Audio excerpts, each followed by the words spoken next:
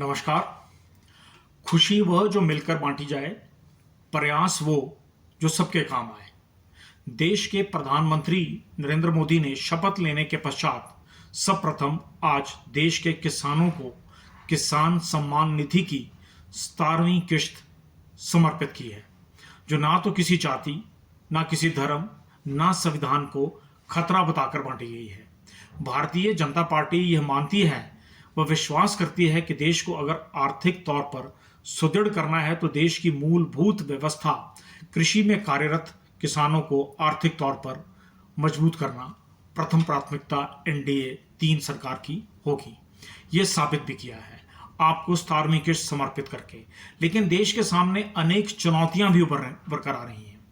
विदेशी ताकतें एक चुनौती के रूप में उभर रही हैं। जिस प्रकार कुछ देशद्रोही ताकतों ने कल जम्मू के नज़दीक रियासी जिले में एक बस के ऊपर हमला किया और देश के विपक्ष में खामोशी छा गई, यह चिंता का विषय है, जो इस घटना की निंदा भी नहीं कर पाए।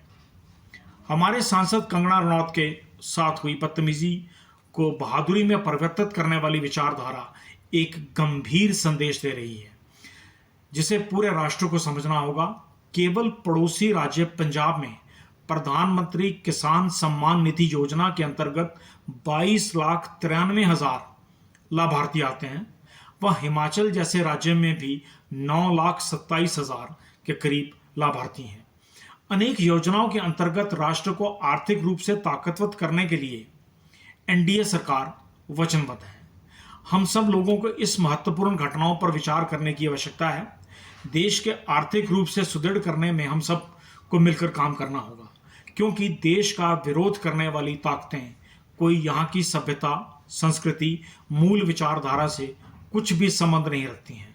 उनका ध्येय भारत को अस्थिर करना व आर्थिक तौर पर कमजोर करना है, जिसके लिए वह भारत के भीतर ही कुछ व्यवस्थाएं तलाश रहे हैं।